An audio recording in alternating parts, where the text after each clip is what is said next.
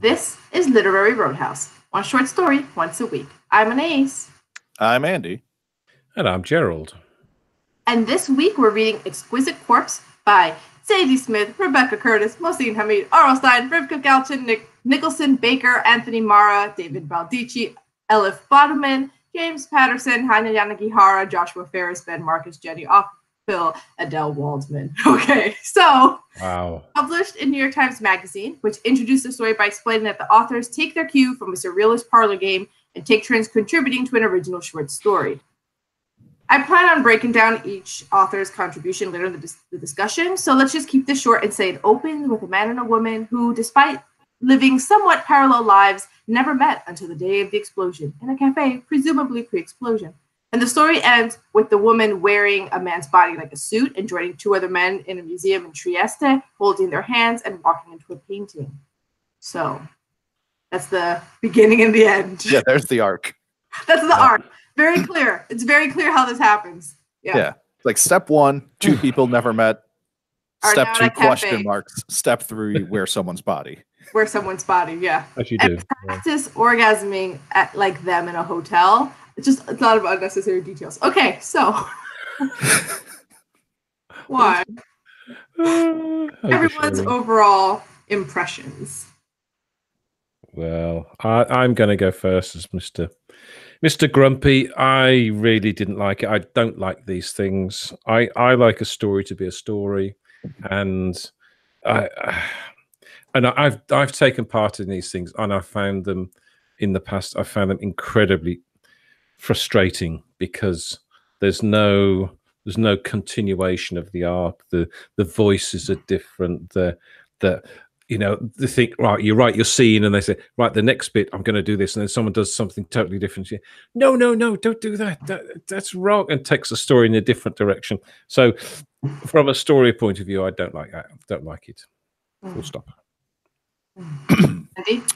I 1,000% agree. As I was reading this, I thought it was hot garbage, and it didn't even do us the service of being bad in a way that was interesting to talk about. It was bad in exactly the way you'd think it would be bad if you said, hey, here's this story written by 15 different people, one paragraph at a time. It was random and disjointed and nothing strung together, and weird characters showed up later on, having been explained out earlier because... Yes, because Ben Marcus didn't do a careful read. Oh, Ben Marcus.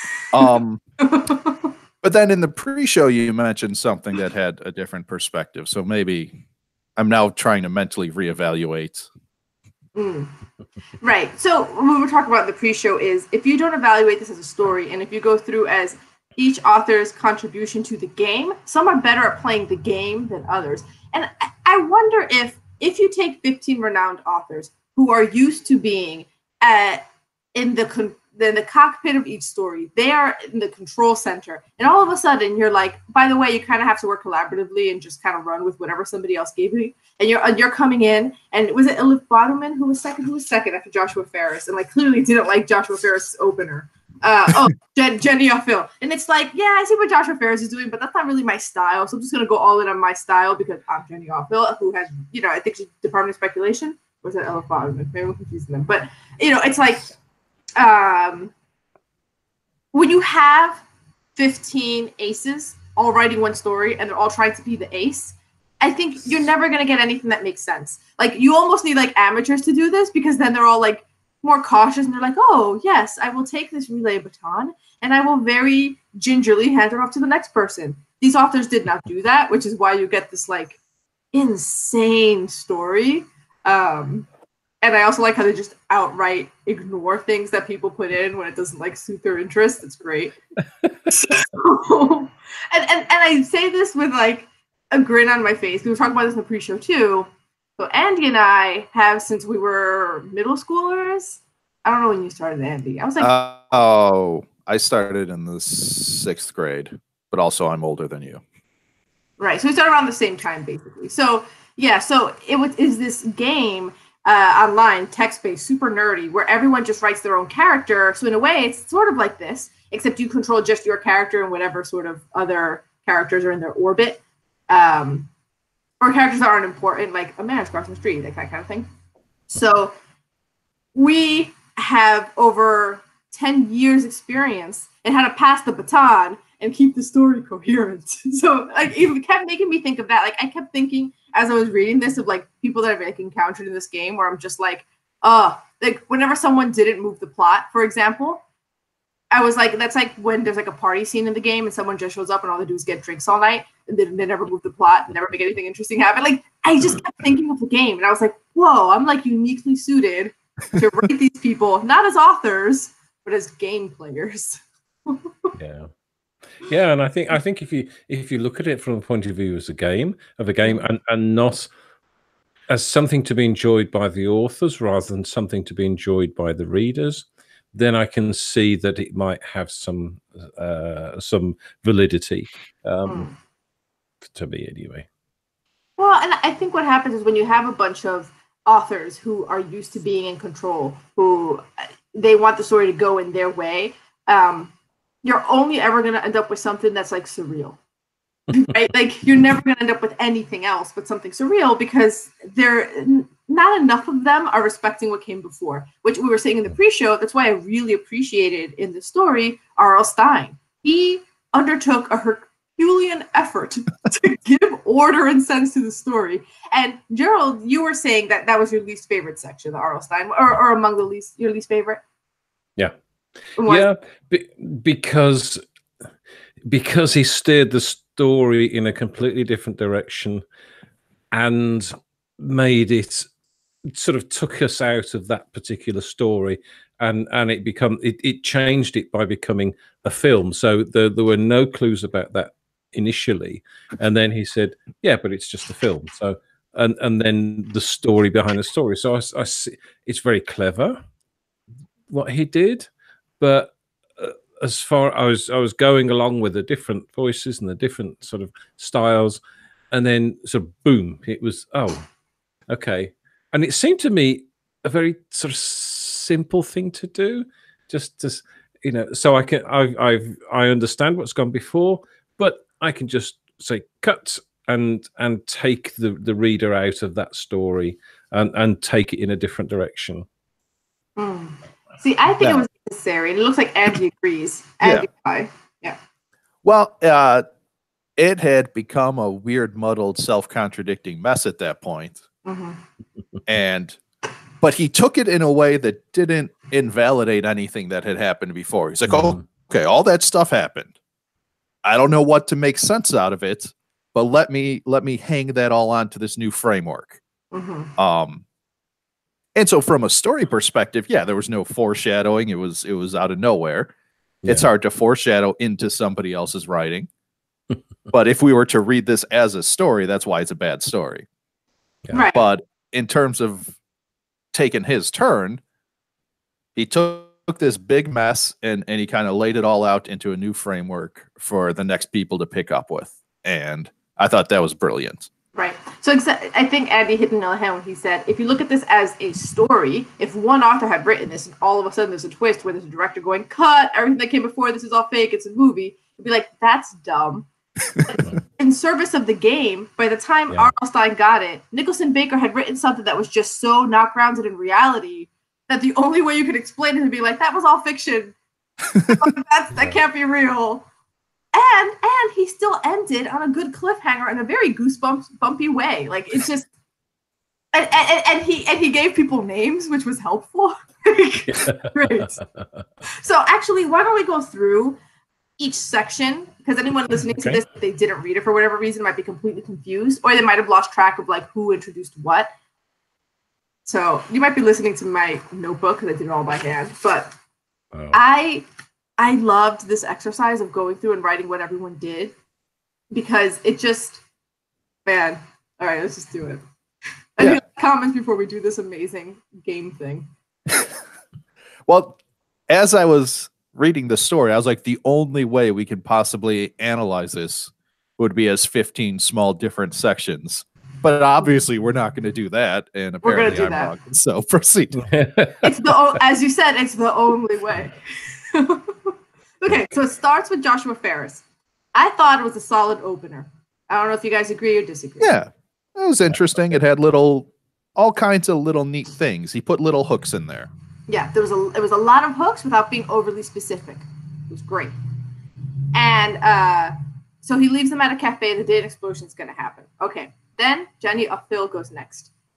So she's giving them a conversation where they're sort of like, they sound like preppers, but we still don't know who these people are. But they sound like they're preparing, like they're like kind of bleak and seeing the end is near. And he's like, and she's like more badass than him. Like she's got guns and stuff. And then she talks about how she has a very different tone and style, which is jarring at first, but then you get used to that jumping around. And then she has a jokey sort of comment at the end about how she took 1/50th of some like suicidal agent giving it to her by a homeopath, which never gets addressed again. Well, that was just a joke. Yeah. Was it though? I think so. Yeah. Yeah. It was in like italics, like she's emphasizing this. It was the last sentence that I'm wondering. That's the punchline. I didn't read it as a punchline. I read it as, if you're thinking about the game, Jenny or Phil is like, and next person, take this. Because that last line is usually that baton. Like, no, yeah, she messed that up because it's, hey, did you hear about the homeopath who took a suicide pill? She took 1/50th of the recommended dose. Yada da da da da. I don't get it's a punchline. You need the yada da da da da afterwards, maybe. That's I think implied by the italics. Isn't it suicidal because it's not a suicide pill. It's a proper homeopathic remedy, but because they're suicidal, they only took 1/50th of it. So because I get it. The joke about homeopathy is you're like, hey, here's real medicine, but I'll dilute it a ridiculous amount, and that somehow makes it better. Okay, that's the okay. Is it? Oh, I thought about. I think no. That's the joke of homeopathy. Look, I'll pull this up. I read it more like Gerald now that I'm reading it as a joke, which is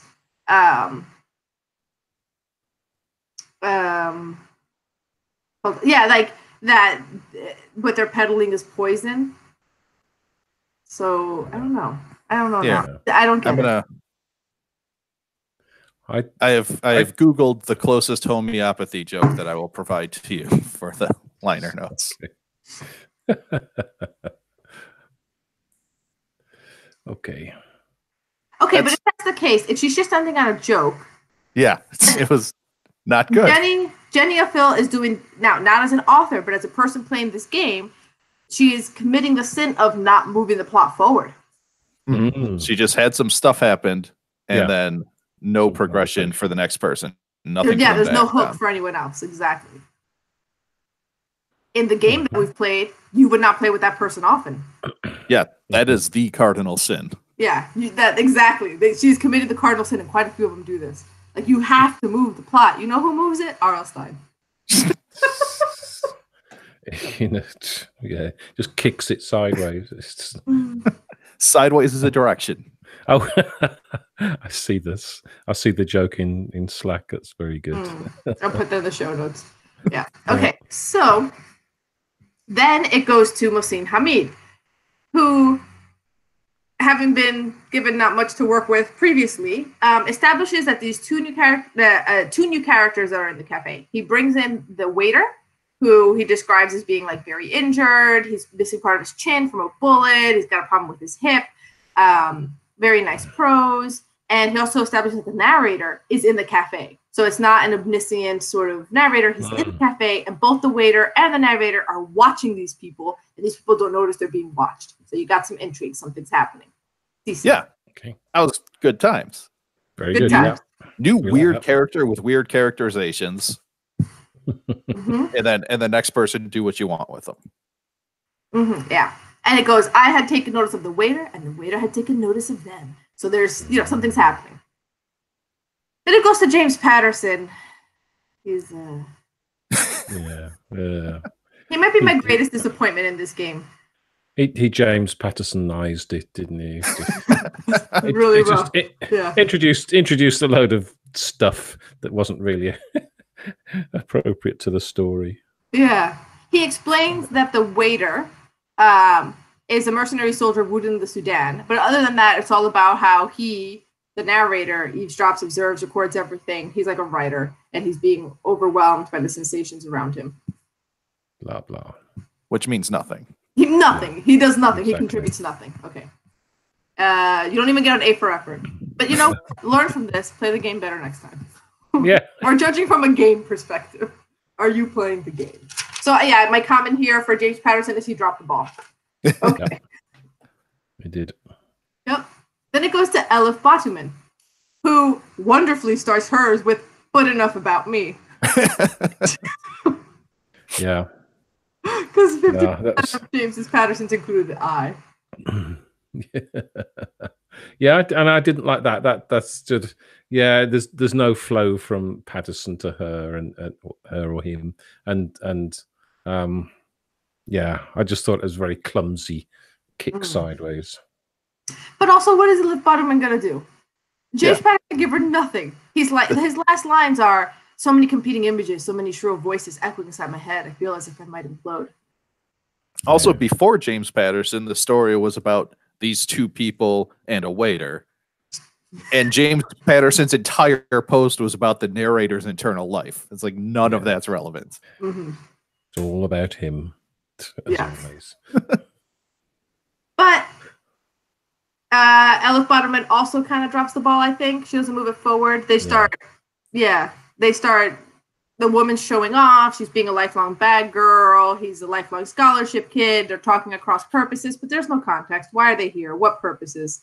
Nope. Nothing's good. She didn't do anything good, but she also kind of re-railed the story. She's like, hey, but remember these people who are doing something? We're having a conversation? Yeah. But she still could have at least had them say something to... Yeah, she could have added to it. Right. Which is what Rivka Gulchin does with her... I overheard... And you know what? For somebody who's like thinking about how to become a writer, this is also a very great... Like if you pick apart what each person is doing and then you think about yourself as a writer, when you're writing a story, are you writing a section that's moving the plot? Or are you writing a section that's giving meat and color? So you can see... Elif Batuman is writing sort of that meat and color section, like you're making these characters feel more real. You're giving them a perspective of each other, but you're not really moving the plot. That's still really important work. In the context of the game, you have to always be moving the plot. But like that section, if this was a standalone story, would be important. Right? Yeah. So then Rivka has the whole let's make a wager. This is when they introduce the Anderson character. She says, the woman says, I can give you the location of Anderson. I'm sure I don't have to explain to an intelligent man like yourself, having Anderson would change everything. So there's some intrigue here that Anderson has something to do with the war. P.S. I loved that line. We're like, oh, obviously you know what this is about. And Rivka, I assume, also has no idea where she even wants it to go. She's like, ha, but that's do something with that. That's the game. That's the game. So she's playing the game. Well done, Rivka, for playing the game. And then the narrator, I lost my concentration for a moment. It's true. How could I not? I also knew the where of Anderson. All right. Then Anthony Mara comes in. And Anthony Mara does my favorite thing. He makes the explosion that was alluded to in the very first section happen. He makes the bomb go off. Good job, Anthony Mara. Yeah, I like that. That moved the plot forward. Well done. Yeah. But also, like in something like this, you might be almost like afraid to actually do the explosion. You're like, oh, I don't know what that guy wanted to do with the explosion. Yeah. But if he's never coming back, it doesn't matter. Exactly. Yeah, these are your ingredients. Make a stew. Right. Also, I really liked Anthony Mara's prose. I thought it was very beautiful. This was one of my favorite voice sections.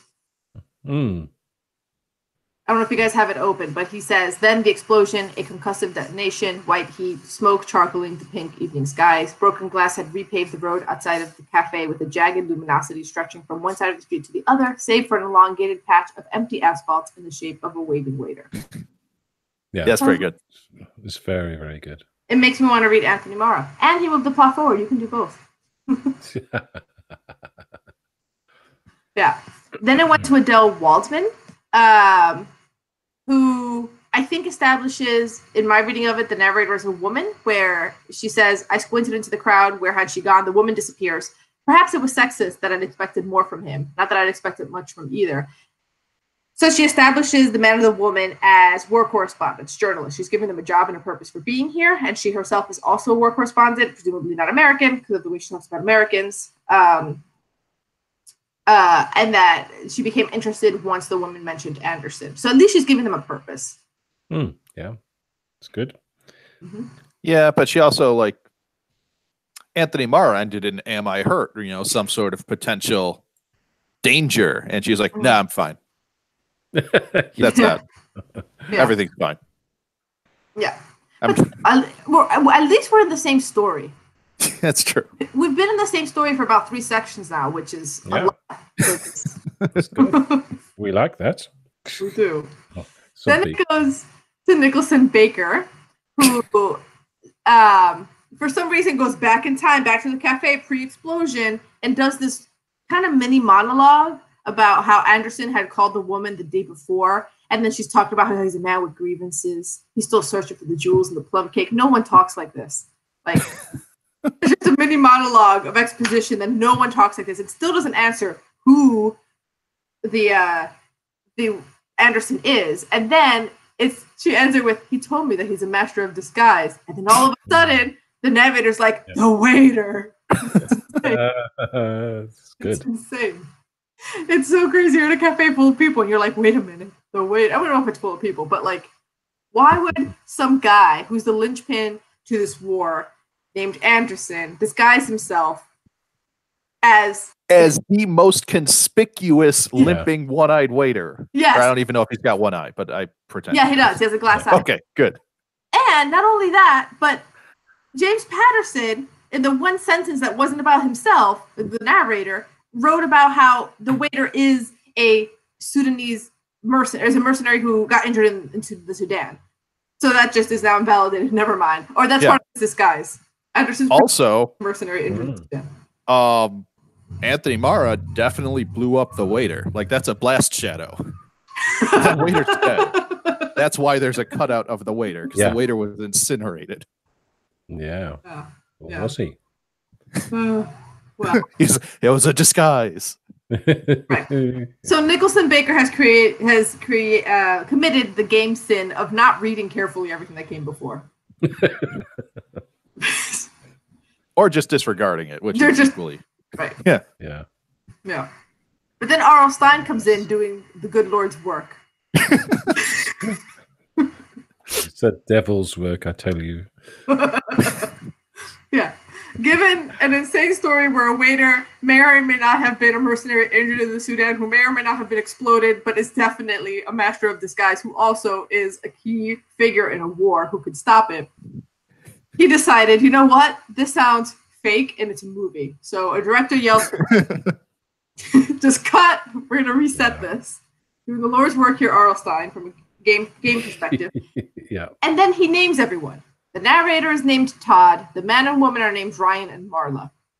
Todd follows Marla. So after the explosion on the set, Marla leaves and goes towards the side of Todd's trailer. He's like, "What's wrong? Why'd you leave?" She's like, "I'm scared, Todd. The explosion was real. I hurt. I still have glass in my hair. And then I think we're in danger. EJ, the director, is crazy. Todd, don't you wonder why EJ has never been allowed to finish a film?" Dun, dun, dun. Yeah, that was good. Great job, R.L. Stine. Up the shit out of the story. Also, I would like to make a note now, just in case we come back to it later. Who's to say what's going to happen? Anderson was a character in this film. Yes. Not a real person. Right.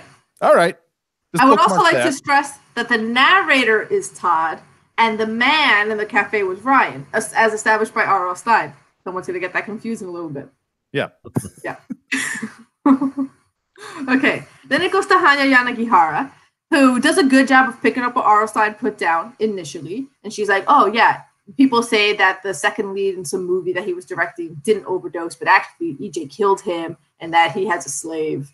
And all this horrible stuff about EJ. But then, for unknown reasons, Hanya Yanagihara writes that Todd, the narrator's like, "Why am I here? Why am I doing this? He should be here. I was in LA when I needed to be 10,000 miles east in Trieste. I need to be there by Thursday or there would be no return. Not for me, and certainly not for Francis." Who's Francis? Why Trieste? good intrigue, but like we had plenty of intrigue before this. We don't need another line of intrigue. It's an entire new plot thread. Yeah.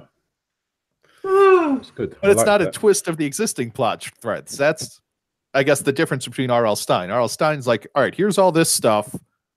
I'm going to sort it together. This person's like, what about Francis? I don't care about Francis. We have a whole new story now. All right. And then Hana Yanagihara does something interesting. She ends in the middle of dialogue. Yeah. She goes, I think that's clever. It was clever, yeah. Marla ends there. Yeah. Then David Baldacci picks up with, then we have to kill him first. Cool. So now Todd and Marla are planning on killing the director. But now, internal time on Todd, he's like, and then I realized I'm no actor. I'm a cold-blooded killer. Like that bastard already was. Like I would have to be if I ever made it to Trieste. I gripped her shoulders. You're the key. Okay. So he tries to convince her to seduce the director. And then at the end, he's like, why leave loose ends? Goodbye, Marla. Damn, this killing thing was addictive. All right. So Todd, the actor, is going to kill Marla too. Great. Now it's Rebecca Curtis's turn. Yeah, it just this got weird. Yeah. So yeah. In my notes for Rebecca Curtis, I wrote Rebecca Curtis. No one should have invited Rebecca Curtis to this party. She should be siloed to write beautifully strange works of great fiction completely alone because she cannot be trusted to continue this plot line. But then, look, it got real weird, but that can be interesting too. She didn't break anything. She continued what they had set up and just took it into a really weird direction. That's true. This was not my least favorite part of the story. That's true. That's true, because she was given two things. Planning murder. So for some reason, Marla and Todd get butt naked and continue planning the murder. And she was given, there's something going on in Trieste, don't know what. Which she decided it is. As one does, the most logical conclusion. So she goes, aha. I guess you're right. Rebecca Curtis is playing the game. But, my God, she was doing it. Okay. Yeah. So it was, this is when it turns. It was eating babies. We wanted roles in this flick where there's nothing left on Earth to eat but cockroaches and babies. So it gets a little muddled, but my understanding is they want to do some method acting. So the rumor is that you can buy babies there. They want to eat babies to prepare for this role. Yeah, as one does. As one does. For some reason, it's gypsies who are selling the babies. And now, well, who else would sell babies? Right. Yeah. But here's the thing. So gypsies is a slur. And it's not politically correct to call people gypsies. However, she's talking about how they have cycles, and Todd has to get the queen pregnant in 6 cycles, and the queen weighs 500 pounds. So there's something almost sort of insectoid about them or alien about them, where when you're using the word gypsy, which is a slur, but you're not playing really on gypsy stereotypes.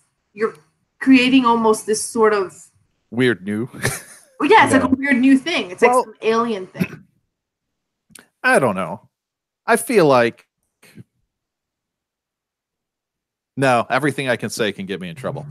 The strange thing is over here, the gypsy is a race. It's there's nothing wrong with calling people gypsies, and some people are gypsies are very proud to be called gypsies. So it's not particularly a slur.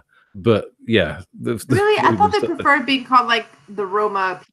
Yeah. No, I think gypsies are fine. There are derivatives of that of the word gypsy, which are pretty pejorative.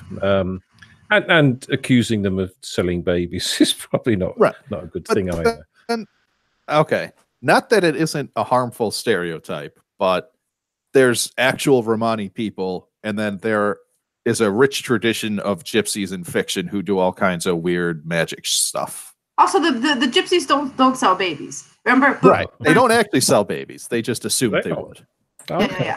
Yeah. But rumors gypsies sold babies were false. So we stole one. They stole a baby. Right. They're the bad guys. Yeah. Yes. And got caught. Yeah, they And got so caught now- by the gypsies. I escaped, but the gypsies chained Francis in a basement. Right, to get the Gypsy Queen pregnant to replace the baby they stole. And ate. They did eat it. But again, the weird terminology. In 6 cycles, the queen Well, weighed that's 100 pounds. His morphology was only 2%, his sperm morphology. It gets weird. well, I mean,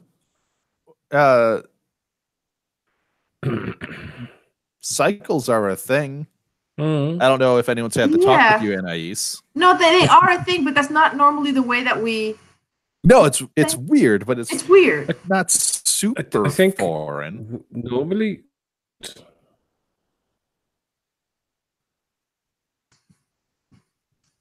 Did Gerald free for you?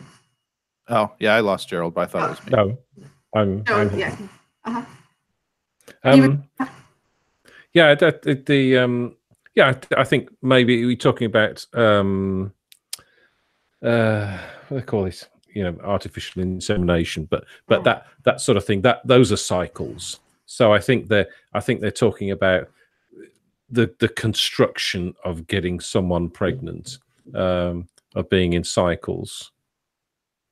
Yeah. Maybe. I mean, I agree. There's cycles, right? But it just, it's just IVF. It struck you as more jarring.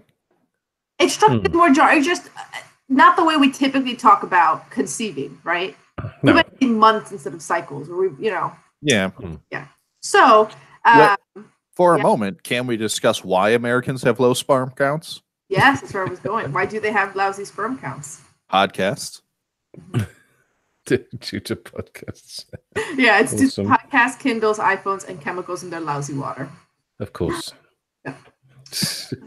All right. So we have established that Rebecca Curtis played the game well, but strange. Yep. Yeah. So now, and she gives them a timeline. If the queen isn't pregnant by Thursday, Francis is dead on Sunday. Yeah, it's not quite advancing the plot forward, but it's certainly a call to action. It's not a new hook, but it's a yeah. Now we get to Ben Marcus, who drops the ball left and right. Everyone's favorite, Ben Marcus. Ben, did you even show up to play? Yeah. So Ben has Marla stepping off the plane in Trieste, her face aching. She's wearing Ryan's body. Yep. But like why? a suit. Ryan's not the one plotting the murder with her. Ryan's not the one who has to get to Trieste to impregnate the queen. It's Todd. So she confused Ryan and Todd. Or maybe they killed Ryan to wear his body and just anyone will do. But the queen and Francis are expecting Todd, and Ryan's body is showing up. But they weren't expecting Marla either. No, but Marla, they don't see Marla. Marla's inside a male body. Yeah, but why would Marla even need a disguise? No, She's not been involved. Right. No, listen. You're not paying attention. This is the Ben Marcus section. Nothing's supposed to make sense. Okay? So, Marla, for reason unknowns, is in Ryan's body. All right? And practices masturbation in the hotel. Then she continues on her way to the museum, where she's going to meet Anderson. Yeah. Hey. Who is a fictional character. In a movie. Is now real. And he has an exhibit that will begin soon. Right. Because everything we knew about this Sudanese mercenary / waiter / master of disguise implies he'd have an exhibit. Exactly. At a museum. And also is somehow not a fake person. Okay. So now Sadie Smith comes in to clean up the job at the end. And hats off to Sadie Smith. Because she honestly did the best thing she could. She ignores the impregnating gypsy queen thing. To her credit. And I feel like she gives up, but she gives up in a genius way. Here's how she gives up. She writes this line. She, Marla, so Marla knew she had been brought here for Francis. But as she crossed the threshold, it really seemed any combination was possible. Anything might penetrate anybody, and the result would be the same. And then they enter a painting. Oh, thank you. But also, here's why she's a real genius. She makes 2 art references. So first, she references Giorgio de Chirico. He's an artist focused on metaphysical paintings whose work strongly influenced the Surrealists, and we're in a Surrealist story now. And Lucio Fontana was an Argentine-Italian artist known as the founder of spatialism, which is spatial qualities of sculptures and paintings has the goal of breaking down the two-dimensionality of the traditional picture. He once said of his work, I don't want to make a painting. I want to open up a space, create a new dimension, tie in the cosmos as it endlessly expands beyond the confining plane of the picture. So they walk into a Fantana picture. It's another dimension. Like they're walking into something. It's very surreal. She's like, she's like, you know what? I'm working with the surreal thing. Let me just hats off to the surrealists. Doesn't matter what happens. Here we go. Yeah. And it was I quite liked the ending, strangely enough. If you're going weird, if you're out of the promising start to the whole episode of stories, and you think, okay, let's just go with it, jumping around and weirdness and strange things, and yeah, a great ending. It's sort of weird beyond weird. Poor Joshua Ferris. He set up something that could have been great on its own, and yeah, it went just nuts. Several of these were very good little bits. Mm-hmm. Yeah. That I feel only a few people really ruined. That's all it takes. Yeah. Like even James Patterson didn't do any lasting damage. He was just... Right. Yeah, he didn't do any... The lasting damage, I think, mostly came from Nicholson Baker and Ben Marcus. Oh, Ben Marcus. Yeah. And Nicholson Baker's the one who got R.L. Stein to be like, you know what? Let's just reset. Yeah. Yeah. It's too weird. And then, true to character, he ends on a Goosebumps line. Yeah. I mean, you do you, R.L. Stein. Yeah. So, we were talking about how at various points throughout the story, it looked like the story was going to go in different directions. It was a bunch of different plot threads. So, a non-exhaustive list that we just covered, there's this love story of Powerful Low Lives. Like, I thought it was going to be a love story, the way Joshua Ferris was going. Or the whole use Anderson to end the war. Or the story of these war correspondents, or the killer movie director, or the murderous actor, or the gypsy queen who needs to be impregnated by this one man for reasons unknown, or his friend's going to die. So which of these stories do you wish had actually happened? For me, I wish they'd continue. I liked the opening, and I liked the way it was developing, and I thought the characters were quite interesting at that stage. And yeah, so I find it, because I wasn't expecting it to go all weird. I think that sort of jarred me out of it, and I thought it's a shame. It's okay being weird. It's okay being sort of straight story, but mixing the two, I didn't particularly like. But the initial one, I liked the best. Okay. And oh gosh. In my heart, I want to say, I want to know more about these baby eaters and the gypsy queen. But by the time that even came up, there was so much that had been discarded already. Yeah. That was, it was also good stuff. Like when I sat down to read it, it was like, oh, this will be an interesting, weird, not like a rom-com maybe, because I'm sure something tragic will occur, but it's a little cute meat about these people, and then a bomb explodes. That'll be fun. Yeah. And as Anais has been saying, that it's a game, and the writers are actually playing each other. So there's a little sort of competition as to who can make it the most difficult for the author that follows, which is quite funny and amusing, but does nothing for the reader. Yeah. Well, I guess that's the difference. So the game that Andy and I have played is you're not trying necessarily to one-up each other, but you are sort of trying to lead the story in the most interesting direction. So it's often like, oh, Joshua Ferris wants this sort of parallel lives, people meet on a day where something happens story. And someone's like, that's boring. You know what we need? We need a killer director. We need queen impregnation. So it has that aspect of it. I think I probably would have liked seeing the war correspondents trying to get to Anderson to end the war themselves kind of thriller. That could have been fun. May I, Anais, with your permission, share an example of one of our stories? Which one? Probably the one about the wedding party. Oh, that was insane. Yeah, yes. Yeah, that was enough. That was crazy. All right, I'll just Yeah. Step one, they go up. It's a fantasy setting. It's a fantasy setting. Yeah. Guy and his girlfriend go up to the girlfriend's in-laws getting married. Yeah, it's an in-law. Step 2, question marks. Step 3, they're at the bottom of a dungeon where they decapitate a lich. Yeah, that was a crazy one. Yeah, the wedding party got raided. Yeah, so it was nuts. Yeah, they ended up in a subterranean layer of a necromancer. Yeah, but it's the same thing by us being like, oh, okay, yeah, wedding party. That's interesting. That's interesting. What's more interesting? Right. Bandits attacking a wedding party. Yeah. But what if the bandits hide in a dungeon? Right. What if the dungeon full of vampires? Yeah. And they also had to keep a dog alive through subterranean, so they had to crawl. It was a lot. There was a lot. Sorry. But it did have poor dog. It had the simple thing of you start somewhere nice and simple and relatable, and you end somewhere crazy. And they also ended jumping dimensions in that story.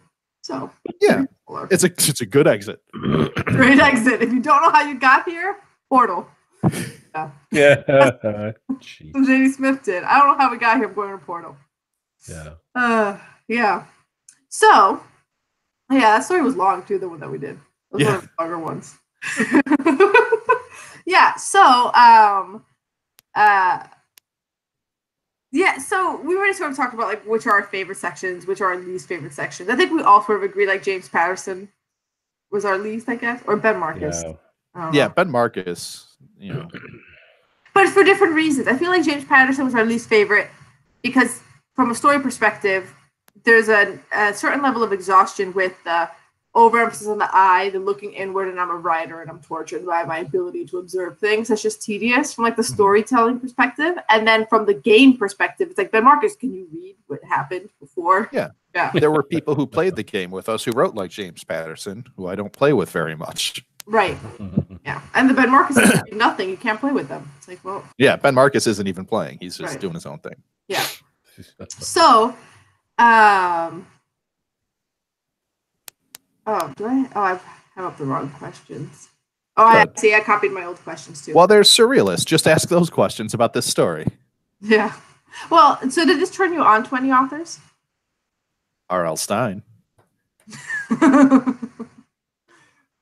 Yeah, I don't think so. I don't think it's a good representation of because I don't like the I like my stories plain and simple. So maybe Joshua Ferris, I quite like that, and we've had Joshua Ferris on the podcast. What did we read by him? Now I'm checking. What did we read? The Dinner Party. Oh. That was Joshua Ferris. Is that the one set in the Catskills or something like that? I think the Adirondacks. That was the Christmas party. Yeah, the Dinner Party was one that Colette has suggested. I don't remember what happened to it too. You liked that story a lot. Did I? You did. Yeah. Even though it had an ambiguous ending. I remember it clearly. Clearly. This happens a lot. We read so many stories, we start to forget what everything is. Yeah. But yes. This was the one I remember. This is the one where it's a couple who are hosting another couple that are going to come over, but the other couple doesn't show up. So the wife gets really depressed. Yes. So she's depressed because she's noticing her friends are like hanging out with her anymore. And it's because nobody likes her husband. So her husband goes to her friends to confront them on why they didn't come over, and they're hosting a party and they didn't invite them. And yeah. Like that. Yeah. I think for me, it made me like Anthony Marra because of the prose. I'm like, let's see what else he could do with this. And it did make me like Rebecca Curtis. In terms of playing the game, she went way off the rails. Like, well, not really. She stayed on the rails, but she like put weird stuff in the train. But I would love to read her craziness contained in her story where she's controlling all parts of it. Yeah. I would like to read a Rebecca Curtis. Mm-hmm. Yeah. Maybe we'll do that on the podcast next. Yeah. So I felt like that was fun. It almost felt like a break from our usual thing. was different. Yeah, I think so. It's nice to sort of mix it up and do different things. Yeah. Okay. So, anything else to say, or I think we've walked through the whole thing. Yeah. Okay. So, are we even gonna rate it? How do we rate this? Well, I'm going to rate it as a story, not an experiment or a writer's exercise. And I'm going to rate it 3 because I liked some of the writing, but the lack of continuity irritated me. So, yeah, just a 3. Sorry. Andy? Well, I certainly liked talking about it a lot more than I liked reading it. I feel like I had maybe too high expectations. I felt like the fact that they published this was like, okay, here's this format. We did something interesting with it. But no, you didn't. You did nothing with it. And other than this great discussion with you fine people, I thought reading this story was a complete waste of my time because it was just a bad story, not even bad in an interesting way. So as a story, I would give it a 2. You know, it's funny you say that because that point you made about they published this. Right, because we've played that game and we've written all kinds of crazy stuff. None of it should be published ever. No, yeah, a lot of it's worthless for anyone else to read. The fun is in the figuring out in the moment. If you go back and you read it afterwards, you're not proud of any of it. Like, you know, it's fun in the moment. The fun is not knowing what's going to come next and having somebody else contribute to that story and then seeing how you're going to run with it. That's not for other people to consume or enjoy. Good point. That's a fair point. Yeah. So, yeah, I think as a story, I'd also probably come in like a 2 because it's not doing anything. Yeah. Not doing much. Poor Joshua Ferris. He gave us a great opener. Yes, he did. Joshua Ferris and Zadie Smith had the hardest roles, and they were the MVP as well. Zadie Smith was excellent. Yes. She brought that back. She brought in some external. I give Zadie Smith a 6 because she had an impossible task, and then she brings in Italian painters that help give context, shape it, give it a theme. It was great. And then twists that as well. This just walk into a painting. Taking Fontana's sort of vision very literal. It was great. Yeah. All right. So we've all coming in pretty low. Zadie Smith gets a 6, though. Joshua Ferris gets a good 5.5. I mean, a lot of people do. We like what a lot of people are doing. And the thing is, all of these authors, obviously standing on their own, are great. Right? Like it's not a judgment on them as authors of their own work. It's as people who play a game. Yeah, it's purely judgment of how they can write one paragraph in the middle of. It's a very narrow judgment. Yeah. Okay. So next week we're going to return to form. What are you guys submitting? Well, talk about returning to form. I'm returning to Carve Magazine. Oh, here we go. The latest issue, and it's Saint Bus Driver by J.E. McCafferty. Okay. Andy? I have All Rivers by Amos Oz. Okay. So I made a Goosebumps quiz because it was easy, and Fuse.tv already made it for me. I just shortened it. So, let me keep score. I'll start with Andy. So, what was the very first Goosebumps novel? Was it Welcome to a Dead House, Monster Blood, Night of the Living Dummy, The Ghost Next Door? Oh, man. Night of the Living Dummy, super iconic. It had like 4 sequels, but I feel like Monster Blood was the first one. No? Nope, it was Welcome to Dead House. Gerald, what year was the first Goosebumps novel published? 90, 91, 92, 93? Very tight range. And I will say I know nothing at all about Goosebumps. So I'll say 92. Yes, 92. Yeah, well, obviously more than I think. What's the name, Andy? What's the name of the dreaded living dummy that's appeared in over 10 Goosebumps books? 10? Yeah. Wow. Do you know his name? I feel like his name's Slappy. It's Slappy. Good job. I didn't even have to read bonus point. Yeah, I didn't even give you a bonus point. I didn't even have to give you a list. Yeah. Yeah. Gerald, once he hit his stride in 1994, R.L. Stine was writing at a very fast clip. So he spent 4 straight years publishing. Was it 7 books per year, 10 books per year, 1 book per month, 2 books per month? He kept this up for 4 years. Okay.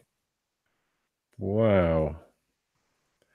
I would say 1 book per month. Yes, Gerald. Yeah. But I guess that's how you get 10 dummy sequels. Yeah. Yeah. So, Andy, how many seasons of the Goosebumps TV show were there? 2, 4, Oh, man, the TV show. What'd you say? What were those choices? 2, 4, 6, 8. Who would you appreciate? I feel like it's only 2. Nope, it was 4. Wow.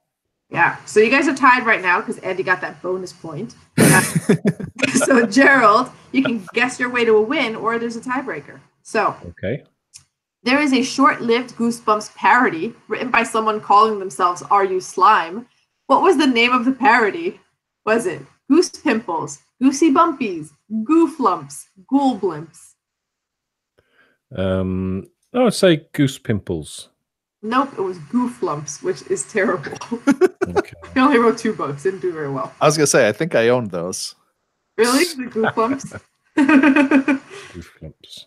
So, how many original series Goosebumps novels are there? This is the tiebreaker, whoever gets closer.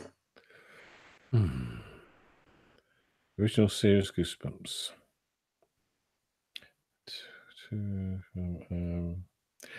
I will say 38. Well, Okay. Well, that doesn't make sense. yeah, that conflicts with our existing evidence of for 4 years he wrote 1 book a month. There are 48 minimum in just 4 years. Oh, okay. So yeah. Want a new number? Nah. You're sticking to 38? Yeah, you never know. Yeah, All right, maybe you might be closer. I could go way off. Yeah. Yeah. Okay, so, Andy. I feel like 112. 112? Let me Yeah. use math quick, but I think Gerald somehow won. Yeah, Gerald was 24 away. You were 50 away. 62. What? You're not doing a rummy, are you? And deliberately throwing the game. No, I underbid how long they lasted for everything else, so I thought I better kick it up a notch. 62, so Gerald wins. Who So, knew? Gerald, what are we reading next week? We are reading Saint Bus Driver by J.E. McCafferty. Okay.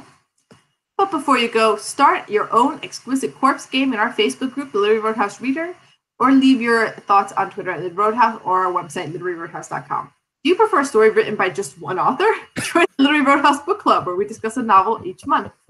And lastly, we need to send R.L. Stine a dozen roses for him just trying so damn hard and then being steamrolled by the absurdists and surrealists, who are delightful in their own way, but perhaps cannot be trusted to carry water for others. Support R.L. Stine,